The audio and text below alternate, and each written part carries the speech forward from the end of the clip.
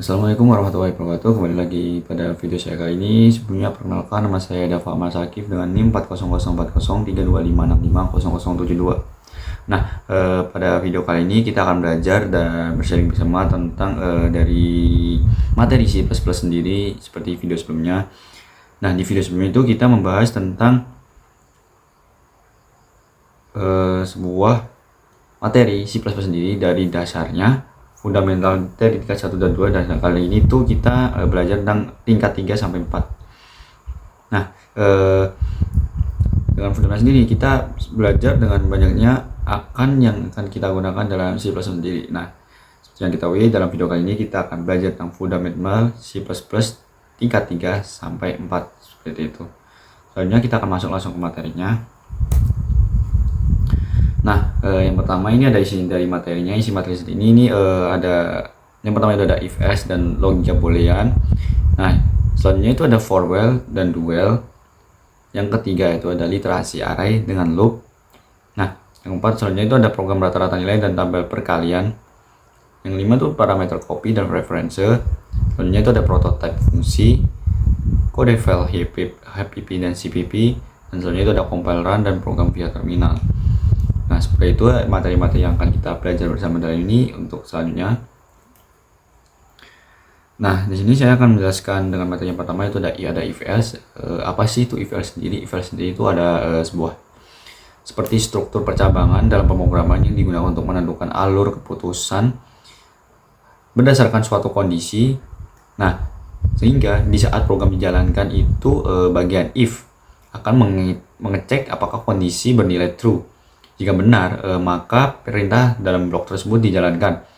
Nah, jika daripada kondisi jika salah atau false itu, maka program berpindah ke bagian else untuk menjalankan perintah alternatif kondisi yang diuji pada if else sendiri, seperti itu. Nah, seperti itu penjelasan dari materi dari if else yang pertama. Kesimpulannya dalam materi ini if else ini digunakan untuk menentukan atau membuat keputusan yang berdasarkan itu dalam kondisi yang kondisi tertentu saja, seperti itu. Selanjutnya, nah yang kedua ini ada logika boolean. Apa sih itu boolean sendiri? Nah, boolean sendiri itu adalah tipe data yang hanya memiliki dua nilai. Yang pertama itu ada benar dan salah atau true false. Nah, nilai boolean sendiri dapat berasal dari perbandingan lebih, kurang, maupun sama dengan, ataupun juga dari operator logika seperti and atau dan, or atau dan, not, tidak. Sehingga dalam operator boolean sendiri ini membantu membuat kondisi yang lebih kompleks. Misalnya mengecek dua syarat sekaligus atau membalik nilai dari sebuah pernyataan. Nah, dengan pernyataan seperti itu, kombinasi if else sendiri dan logika boolean ini dapat membuahkan hasil program yang dapat mengambil keputusan secara cerdas sesuai aturan yang dapat ditentukan, seperti itu. Nah, seperti itu penjelasan dari logika boolean yang mengartikan bahwasanya itu kita dapat mengerti di boolean sendiri itu dapat digunakan sebuah keputusan yang cerdas dan berlaku, seperti itu. Selanjutnya itu ada for while. For while sendiri ini ya seperti konstanta dalam C++ adalah seperti nilai yang tidak dapat diubah selama program berjalan. Artinya dalam for while itu kita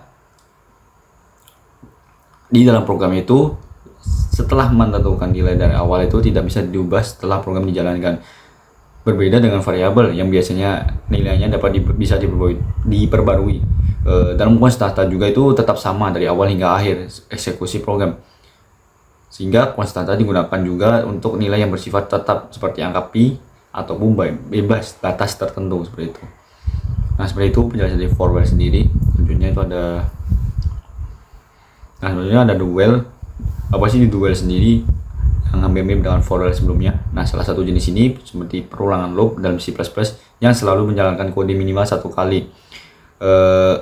Karena dalam do while sendiri di C++ itu mengecek kondisi dilakukan di akhir perulangan, bukan di awal seperti while. Nah, jadi beda, kita dapat menyimpulkan bahwa kita di materi while sendiri dapat ditentukan di awal ataupun di akhir.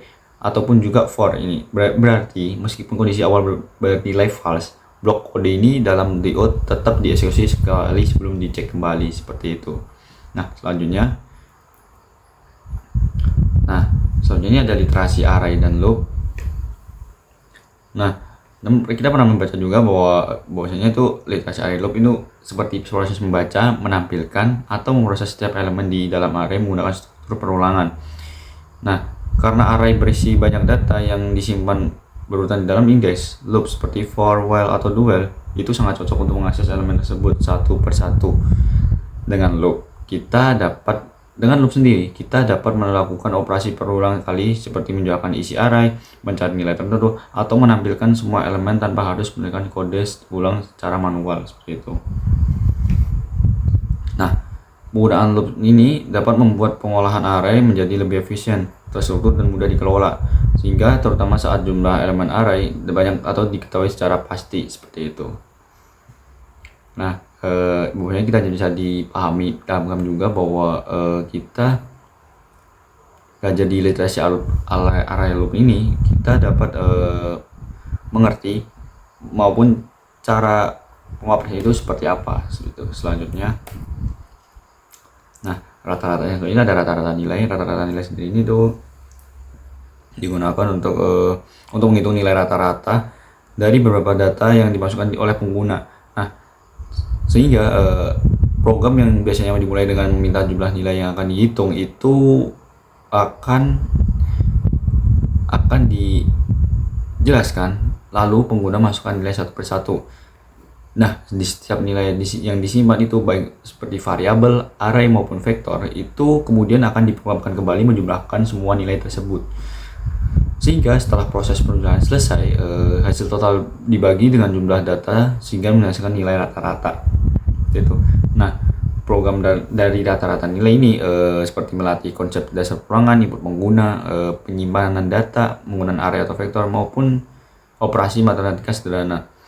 Nah bahwasanya di rata-rata ini kita dapat belajar dan mengetahui cara-cara dari sisi balik dari materi dari variabel, array, vektor itu dimasukkan dalam sebuah program yang akan kita gunakan untuk membuat meratakan nilai yang akan kita pajangkan, seperti itu. Selanjutnya ada tabel perkalian. Nah hampir mirip dengan sebelumnya. Tabel perkalian ini dapat digunakan untuk menampilkan hasil perkalian dari suatu bilangan secara berurutan dalam bentuk tabel. Nah program ini juga biasanya itu menggunakan loop for untuk melakukan perulangan dari angka awal hingga akhir, yang kemudian pada setiap iterasi itu program mengalihkan angka tersebut dengan bilangan yang ingin dibuatkan tabelnya, sehingga prinsip kerja program ini itu akan melakukan operasi matematika sederhana secara berulang, lalu menampilkan juga hasilnya dalam layar secara terstruktur, seperti itu. Itu seperti penjelasan tabel perkalian yang akan sudah dimasukkan ini. Nah selanjutnya itu ada parameter copy. Parameter apa sih itu parameter copy? Parameter copy itu disebut juga seperti by value yang akan dipas sebagai awalnya. Nah seperti mekanisme pengiriman nilai ke dalam sebuah fungsi di mana data yang akan dikirim disalin ke variabel parameter di dalam fungsi. Nah parameter ini bahwasanya tata cara pemahamannya itu kita membuat seperti mengirimkan barang maupun nilai dari box 1 itu ke sebuah fungsi yang ada datanya itu yang sudah disalin menuju ke variabel parameter dalam fungsi sendiri. Nah artinya fungsi itu menerima salinan dari nilai aslinya, bukan data asli itu sendiri, karena diterima hanya salinan. Maka perubahan yang dilakukan di dalam fungsi itu tidak akan mengaruhi variabel asli yang ada di luar fungsi sendiri. Nah cara ini aman digunakan ketika fungsi hanya perlu menggunakan nilai tanpa perlu mengubah data aslinya.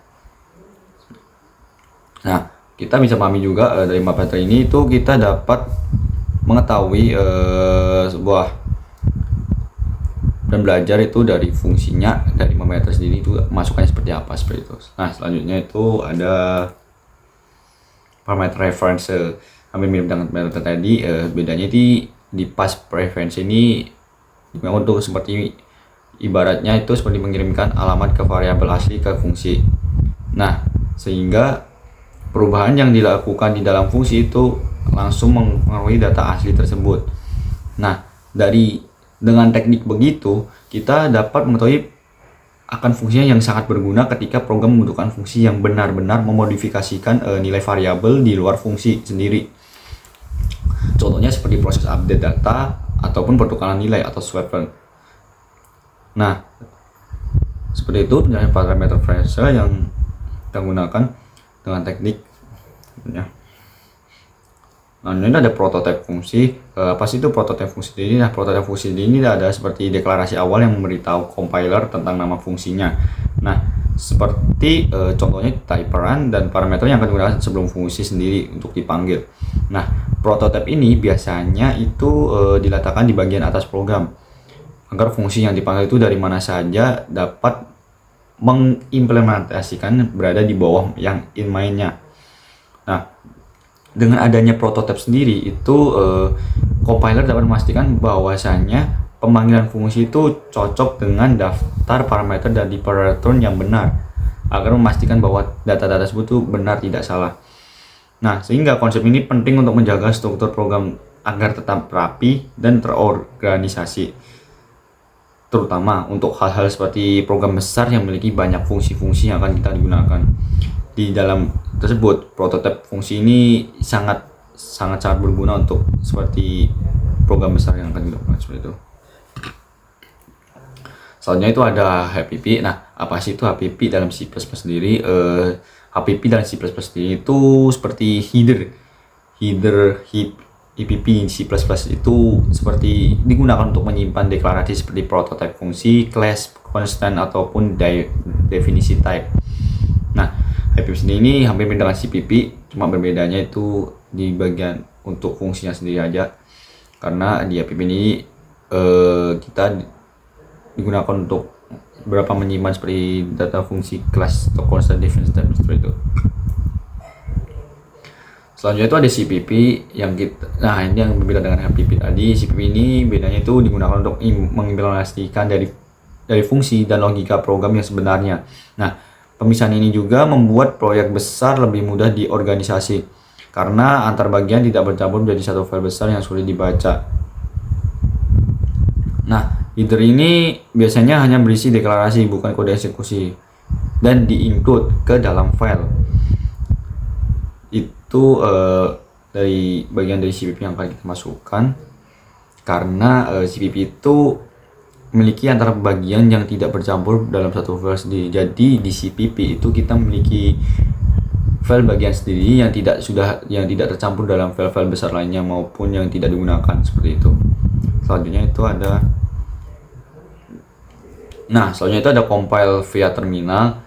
Nah, apa sih itu compile via terminal sendiri yang akan kita gunakan? Nah, compile via terminal sendiri itu adalah seperti proses mengubah kode sumber file CPP menjadi program executable yang akan dapat dijalankan oleh komputer. Nah, proses ini juga dilakukan menggunakan compiler seperti G++ yang tersedia di Linux, Mac OS, dan Windows melalui WinGui dan atau WinShell. Nah, compiler ini itu memiliki fungsinya itu contohnya seperti jika pengguna membuka terminal dan masuk ke folder tempat di file C++ sendiri itu akan menyimpan yang digunakan untuk perintah seperti cd. Jadi ibarat kita memasukkan sesuatu ke dalam folder yang akan kita tempatkan di file tersebut itu akan disimpan menggunakan perintah kita yang akan dimasukkan ke CD seperti CD tersebut. Nah, seperti itu penjelasan dari compiler via terminal. Selanjutnya, nah ini yang selanjutnya ada run via terminal. Apa sih run via terminal ini? Run via terminal ini seperti proses mengeksekusi file hasil kompilasi agar program tersebut dapat berjalan dan menampilkan outputnya. Setelah itu, file yang executable ini berhasil dibuat yang akan berfungsi untuk cukup mengetik. Nah, pada program sendiri itu seperti program Linux atau Mac atau program itu exe pada Windows-nya itu digunakan untuk menjalankan. Nah, saat program dieksekusi, terminal akan langsung menampilkan outputnya. dan meminta input dari pengguna bila diperlukan, yang akan berjumus dari menampilkan hasil proses sesuai logika yang dituliskan dalam kode sumbernya, seperti itu. Nah, seperti itu yang akan kita jelaskan dari run via terminal sendiri. Selanjutnya itu ada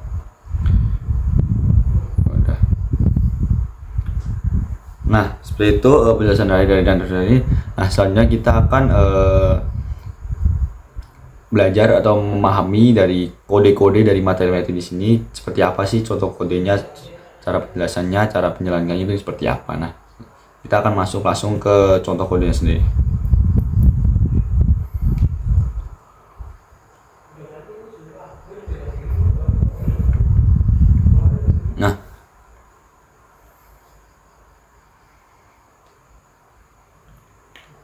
Nah, kita sudah masuk langsung ke contohnya sini. Nah, kita sudah masuk ke contohnya. Nah, di sini ada pertama ada if else, contoh dari if else dari materi utama sendiri tadi. Nah, yang pertama itu seperti fungsinya, jadi if else itu digunakan untuk pengambilan keputusan. Jadi kita mengprogramkan itu seperti mengambil keputusan dalam programnya. Di sini ada contohnya, Nah, ini ada kata include ya, string untuk namespace-nya untuk standar. Nah, yang pertama itu ada in main, itu untuk program awalnya untuk menginput nilai. Nah, setelah menginput nilai itu kodenya itu kita akan masukkan nilai yang akan kita gunakan untuk angkanya. Nah, ini untuk nilainya berapa. Nah, jika nilainya lebih dari 90, maka kodenya akan jawab A. Nah, jika nilainya lebih dari 75, maka kodenya akan menjawab B. Seperti itu. Soalnya itu ada else-nya, jika nilainya kurang dari 75, itu kodenya akan menjawab C. Jadi ibaratnya kita memasukkan nilai yang tidak sesuai atau tidak terpenuhi, itu program akan menginput nilai yang tidak sesuai juga atau di bawah standar dari yang sudah dimasukkan, seperti itu. Nah, selanjutnya ini ada logika boolean. Logika boolean ini seperti yang kita sudah lihat sebagai operator dan dan tidak. Nah, ini ada contohnya itu seperti yang pertama itu kita menginput main. Untuk kita sebenarnya seperti contohnya itu kita menginput umur saya 18 tahun dengan memiliki SIM-nya itu true atau benar. Nah, jika umur saya lebih dari 17 dan memiliki SIM, maka program itu akan menjawab boleh mengemudi dan akan lanjut. Nah, jika umur saya tidak 18 dan tidak punya SIM ini false, maka program akan menjawab umur kita kurang dari 18 dan belum memiliki SIM, maka kod akan menjawab tidak boleh mengemudi dan no, seperti itu sudah dari boolean. Nah, selanjutnya ini kita akan langsung ke contoh dari for dan while sendiri. Nah, ini contoh codingnya dari for dan while. Nah, dari for ini contohnya ini kita misal kita menginput nilai i sama dengan 1. Jika i kurang dari 5, kurang sama dengan 5, itu i makan plus. Kodenya itu berarti i. Jika i-nya itu 5, itu maka kurang, seperti itu. Nah, jika well itu inputnya seperti 1. Nah, jika i kurang sama dengan 5, maka kodenya itu sama dengan i-nya cuma kurang dari atau i plus, seperti itu. Nah, selanjutnya kita masuk ke penggunaan do while.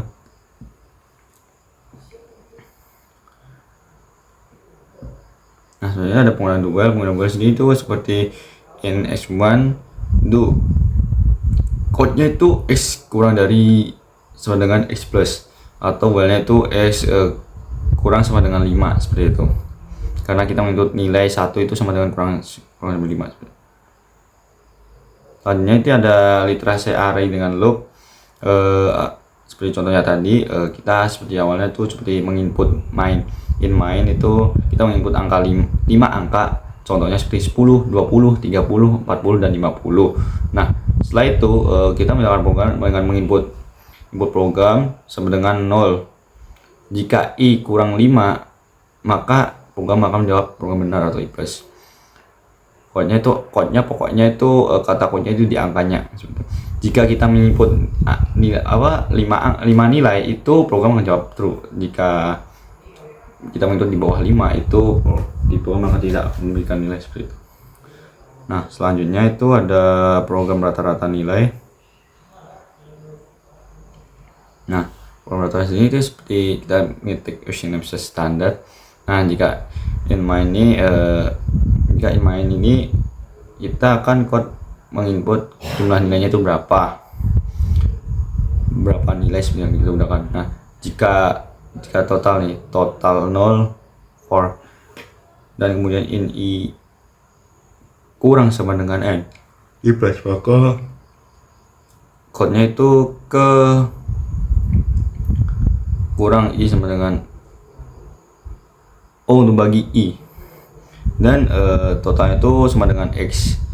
Nah, jika kita sudah masukkan nilai-nilai yang kita sudah tampilkan, maka program menjawabkan rata-rata nilai tersebut ada float totalnya atau dari keseluruhan nilai tersebut yang sudah di rata-rata. Selanjutnya ada tabel perkalian. Program tabel perkalian ini itu seperti contoh in n ini sama dengan kodenya itu kita masukkan angka. Nah, kita sudah setelah masukkan angka, kita menginput angka-angka tersebut dan yang akan dimasukkan untuk angkanya dikalikan seperti itu. Nah, jika kita di sini menginput i sama dengan semisal i 1 sama kurang dari 10 dan i plus, kodenya kita menginput 1 dikali 1 dari 10 sama dengan kita masukkan 10 dengan nilai yang keluarkan 10 dan program akan selesai seperti itu. Nah, seperti itu coba tabel kanan. Selanjutnya kita akan masuk ke parameter by copy. Parameter by copy ini seperti nilai parameter yang disalin dan tidak berubah di luar fungsinya. Nah, pertama itu ada void tambah internya in x nya sama dengan x tambah 5. Nah, jika in nya itu sama dengan 10 ditambah a, pokoknya sama dengan kurang dari a, maka nilainya itu akan tetap a sama dengan 10 dan tidak bisa diubah di luar fungsinya seperti itu. Selanjutnya kita ada parameter by referensi. Nah, apa sih itu parameter by referensi yang sudah kita jelaskan tadi juga, maka memakai dan nilainya bisa berubah.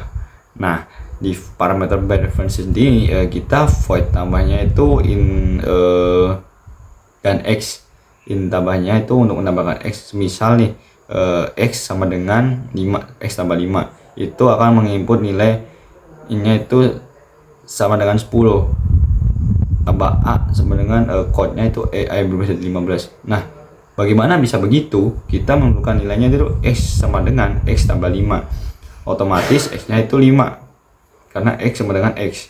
Nah, jika x sama dengan 5, maka 5 ditambah 5 dengan hasilnya itu seperti keluar 10 inputnya. Nah, jika kodenya itu ditambahkan lagi jadi lebih dari 10, maka akan berubah dari 15 karena x plus x. Jadi x sama dengan 5, jadi 5 kali tambah 5 tambah 5 seperti itu, sebenarnya berubah jadi 15. Nah, seperti itu. Selanjutnya jalannya ini ada prototipe fungsi. Nah, yang sudah saya jelaskan tadi, prototipe fungsi ini seperti dideklarasikan sebelum main, didefinisikan setelahnya. Jadi kita sebelum main itu mendefinisikan untuk nilai yang sudah inputkan. Seperti ini contohnya, in tambah in a, ada in b juga untuk prototipenya.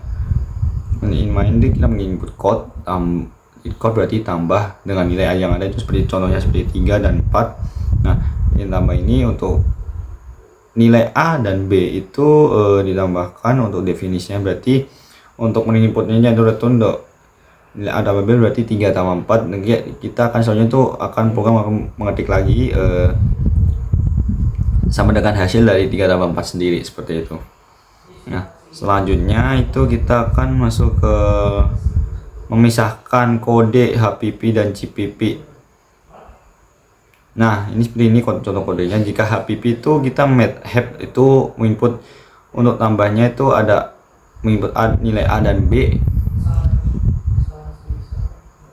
Itu HPP. Contohnya define dan even def. Nah, jika CPP itu kita menginput MATLAB dan yang ditambah dengan input A dan B. Jadi dengan hasilnya itu depan A plus B sama dengan nilainya yang sudah kita tentukan seperti itu. Nah, jika digabungkan itu seperti ini, file mainnya YoStream MATLAB itu using nested code tambah in main itu code tambah 10,5. Kita menginput dua nilai seperti 10 dan 5, itu akan dijumlahkan sekitar 10 tambah 5 itu 15 seperti itu. Itu sebuah inputan nilai saja. Nah, selanjutnya itu ada compile run via terminal. Nah, yang pertama itu ada key plus main CPP yang tidak memiliki program untuk compile-nya. Nah, jika tidak memiliki program itu maka 0 akan menginputnya. Nah, jika ada banyak file itu maka di plus main CPP match CPP min 0 dan tidak ada program itu. Jika memulai itu maka program seperti itu. Nah, selanjutnya itu ada program modular sederhana. Ini contohnya.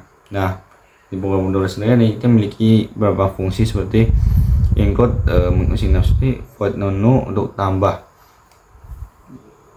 Nah, untuk tambah sendiri ini kita menginput tambah input nilai A dan B untuk berdasarkan menu dan menginput menu yang sudah diinginkan, dan kita menambahkan dua angka yang sudah dipesan. Jika X kurang lebih dari Y maka mengikut hasil dari pertambahan dari angka yang sudah kita masukkan tadi. Nah, seperti itu kita menginput nilai A dan B yang untuk menghasilkan penghasilan tadi. Misal kita memasukkan nilai 7 dan 8. Jadi dari pengguna sendiri memesan 7 dan 8 pesanan tersebut. Nah, jika kita masukkan untuk menambahkan inputnya itu nilai A tambah 7 tambah 8 seperti ini, sebanyak 15 seperti itu.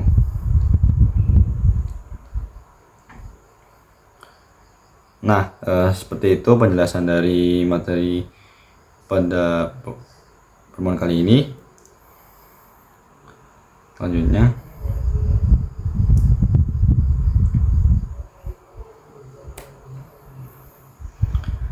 nah seperti itu penjelasan codingan dari materi kali ini. Nah, simpulannya itu seperti pemrograman C++ ini memiliki berbagai konsep dasar yang bekerja sama untuk membangun program yang terstruktur dan efisien. Mulai dari perulangan seperti duel, konsep array, dan pengolahannya. Sehingga penggunaan fungsi ini dengan parameter copy maupun reference itu memiliki pemisahan kode ke file seperti contoh HPP dan CPP. Dari tersebut kita dapat sangat membantu programmer untuk menulis kode yang rapi, modular, dan mudah dikelola. Proses ini juga compile dan run melalui terminal juga merupakan langkah penting untuk mengubah kode menjadi program yang dapat dijalankan. Secara keseluruhan, materi-materi ini membentuk fondasi yang kuat agar seseorang dapat memahami alur program, mengolah data, serta membuat aplikasi yang sederhana yang dapat terstruktur hingga kompleks dan lebih efisien seperti itu. Nah, seperti itu penjelasan materi kali ini. Kita menjelaskan sebenarnya materi-materi yang sudah dalam C++ tingkat 3 sampai 4 seperti itu. Nah, terima kasih atas video kali ini. Sampai jumpa pada video berikutnya.